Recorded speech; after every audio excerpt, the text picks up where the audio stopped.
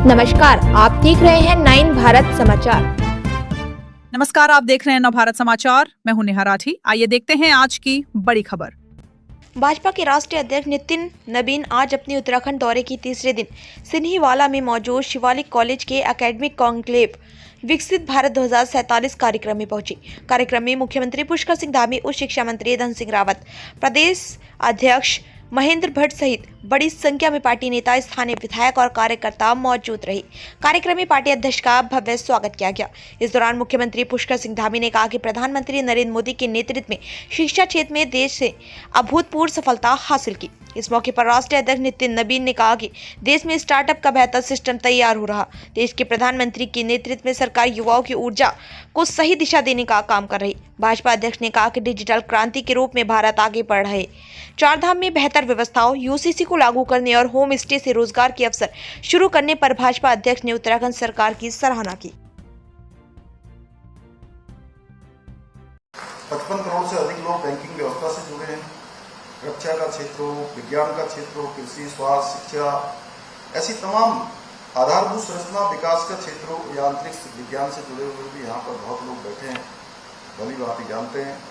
अनेक ऐतिहासिक उपलब्धियां हों या वैश्विक स्तर के सम्मेलनों की सफल मेजबानी हो, आज भारत हर मंच पर अपनी एक गौरवशाली उपस्थिति दर्ज करा रहा है।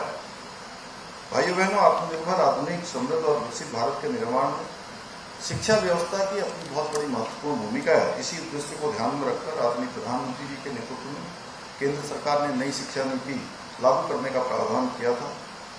ये नीति केवल पाठ्यक्रम तक सुधार के तक सीमित नहीं रही, बल्कि वर्ष 2047 तक भारत को एक विकसित राष्ट्र बनाने के प्रधानमंत्री जी के स्वप्न को साकार करने का भी माध्यम है। मेरा मानना है कि अब समय आ गया है कि जब हमें अपने शिक्षण संस्थानों, विशेष रूप से उच्च शिक्षण संस्थानों का दैनिक शिक्षण कार्यों के केंद्र के बजाय एक विशिष्ट शैक्षिक प्रयोगशाला और ज्ञान केंद्र के रूप में भी विकसित करना होगा, जहां विद्यार्थी मात्र किताबी ज्ञान नहीं बल्कि नवाचार ऑल वेदर कनेक्टिविटी रोड की बात की है। लोग पहले सोचते थे कि चार धाम का दर्शन करने जाएंगे, मतलब अंतिम यात्रा पे जा रहे हैं, पर आपकी सरकार, नरेंद्र मोदी की सरकार ने लोगों की सोच बदल दी है। अब लोग आते हैं, घूमते हैं, परिवार के साथ आते हैं, दर्शन करते हैं, आशीर्वाद लेते हैं और अपने घरों में सुख के साथ जाते हैं। और मैं जिस रूप से आपने यूसीसी को लागू किया और पूरे विश्व भारत में आपने एक उदाहरण पेश किया है, कहीं न कहीं हर भारतवासी आज आपके मुख्यमंत्री पे गर्व करता है कि आपने ये कदम उठाया। साथ ही साथ मां गंगा की भी भूमि है और मैं भी गंगा के तट से आता हूं, तो मुझे भी लगता है, कल मैं जब ऋषिकेश में आरती कर रहा था तो मैंने कहा हम बिहार के लोगों के लिए छठी मैया और गंगा मैया अपने आप में एक अलग जुदा संबंध है। और मैं आज जब गंगा के रिवर फ्रंट के रूप में आपने जिस प्रकार से काम शुरू किया है और जिस प्रकार से हरिद्वार के कॉरिडोर को आपने आगे विकसित करने का काम कर रहे हैं, निश्चित रूप से मां गंगा मैया का भी आपको पूरा आशीर्वाद मिलेगा और आपके नेतृत्व में निश्चित रूप से 2027 में भी हम एक अच्छी सरकार यहाँ देंगे। साथ ही साथ एक बहुत बड़ी कल्पना इन्होंने यहाँ पर चालू की है, होम स्टे की।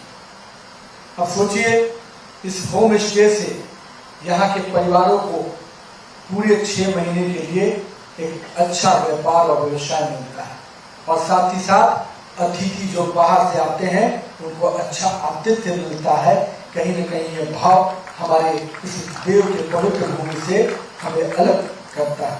देव की इस पवित्र भूमि में कहीं ना कहीं हम अलग एहसास कराता है। मैं आज के दिन सब चीज की बात किया, लेकिन अगर महिलाओं की बात न करूं तो आधी आबादी के साथ बेईमानी है। लेकिन मुझे बड़ी खुशी है कि महिलाओं को सरकारी नौकरी में जिस प्रकार से यहाँ पर 30% का आपने रिजर्वेशन दिया है, और कहीं न कहीं अब हम आधी आबादी को रोक नहीं सकते। आज हर फील्ड में, हर क्षेत्र में